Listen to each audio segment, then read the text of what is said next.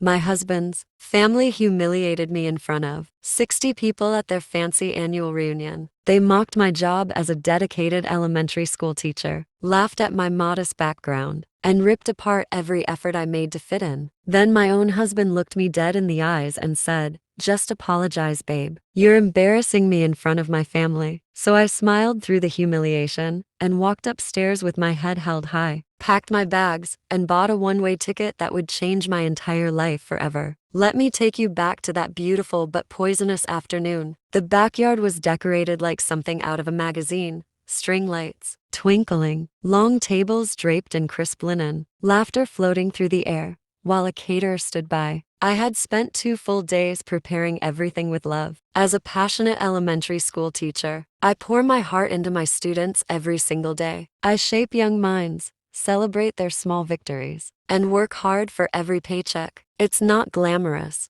but it's meaningful. None of that mattered to Jake's family. The humiliation wasn't new, it had been building for years. His sister, the college dropout who had never held a steady job in her life, was the worst of all. She made it her personal mission to tear me down at every single gathering. She would sneer at my modest outfits, mock my teacher salary, and loudly wonder how her perfect brother ended up with someone from the wrong side of the tracks. She called my homemade meals basic cafeteria food, and joked that I was only good for babysitting other people's kids. And Jake?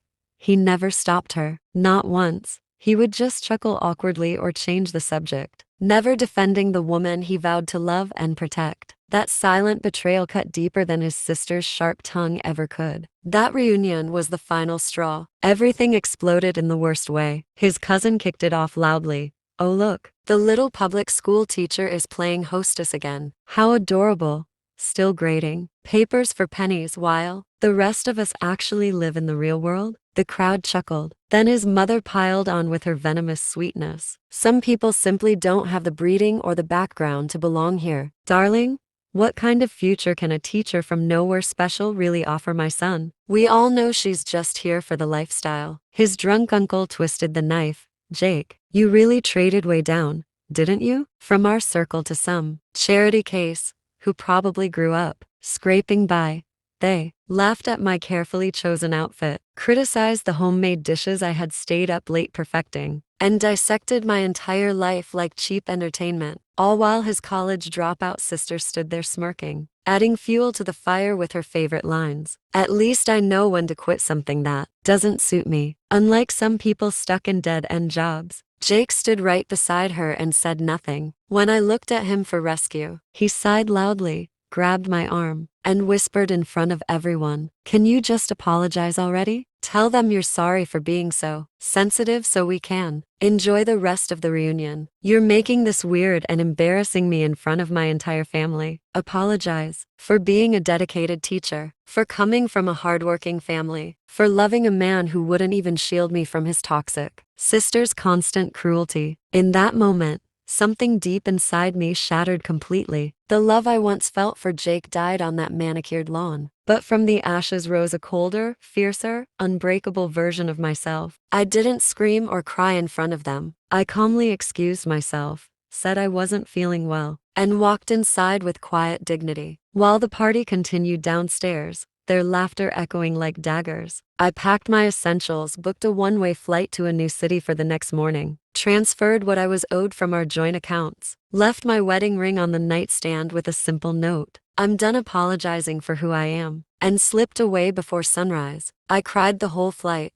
but those were tears of liberation. They had no idea I had been preparing for this. For months I had saved every nasty text from his sister, every voice recording of their belittling comments, and financial records exposing their shady dealings. I handed it all to a powerhouse divorce attorney. The revenge unfolded like a slow, elegant storm. Jake's family watched their carefully curated empire crack. Leaked messages revealed their years of cruelty. Investigations followed the financial trails. His college dropout sister's reputation took the hardest hit. Her engagement crumbled, her social circle vanished, and she finally tasted the consequences of her constant venom. His mother lost the status she worshipped. Jake's privileged career disintegrated as partners distanced themselves. When Jake tracked me down months later, he looked shattered. He begged, cried, and blamed everyone but himself. I looked him in the eyes and said, "You never stopped your sister from humiliating me. Not once. You chose their toxicity over me. Now live with the silence you created." Today, I'm thriving as a respected elementary school teacher in a school that truly values me. I own a cozy, sunlit home with a peaceful view. I wake up every day free from walking on eggshells, surrounded by people who celebrate me instead of tearing me down. But let me tell you what my life really looks like now. Because the healing didn't happen overnight. The first few months after I left were hard. I had moments where I questioned everything. Nights when I replayed that reunion in my head, hearing their laughter and Jake's cold words on loop. I wondered if I had been too harsh, if I should have stayed and fought harder. But every time doubt crept in, I reminded myself of the years of quiet disrespect I had endured. The way his sister's constant jabs had chipped away at my confidence. The way Jake's silence had made me feel invisible and unworthy. I started therapy. I joined a support group for women who had walked away from toxic marriages. And slowly, I began to rebuild not just my life, but my sense of self. I took up painting again, something I had given up because Jake's family called it a waste of time. I started running in the mornings, feeling stronger with every step. At school, my students noticed the change. "Miss, you smile more now," one little girl told me. That simple comment healed something deep inside me. Jake tried reaching out several more times. First came the angry texts blaming me for ruining the family. Then, the guilt trips about how his mother wasn't speaking to him anymore. Eventually, the desperate voicemails begging me to come back because no one understands me like you did. I never responded. I blocked every number and focused on my peace. The sweetest part, watching the long-term consequences unfold for them. His college dropout sister, who had spent years tearing me down to feel superior, lost everything that gave her fake confidence. Her engagement collapsed dramatically when her fiancé saw the leaked messages where she bragged about making me cry. She had to move back in with their parents, jobless and bitter. The same woman who mocked my dead-end job now struggles to find any work at all. Karma, as they say, has no expiration date. Jake's mother, the queen of passive aggression, lost her precious social circle. Invitations to galas and charity events dried up once people learned how cruelly they had treated me. The perfect family image they worshipped was gone forever. As for Jake, last I heard, he's working a much humbler job and living in a small apartment. The privilege and easy life he took for granted disappeared the moment I walked away. He finally had to face the consequences of never standing up for his wife. Looking back,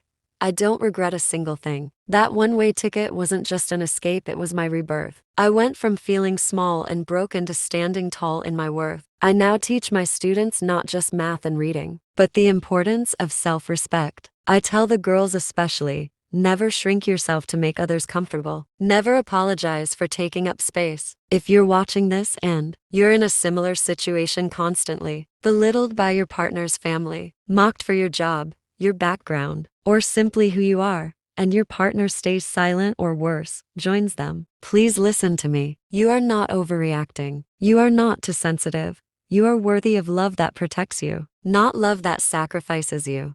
You don't have to stay and keep enduring the disrespect hoping they'll change. Sometimes the most powerful act of self-love is buying that one-way ticket. Whether it's to another city, another state, or simply to a new chapter in your life. I left that reunion broken, publicly humiliated, and discarded like I was nothing. But I rose. I healed. I rebuilt a beautiful life on my own terms. And I delivered justice that was quiet, calculated, and complete. That feeling of finally choosing yourself, of waking up without dread in your chest, of knowing you are enough exactly as you are, that's real power. That's real freedom. That's the kind of peace no one can ever take from you again.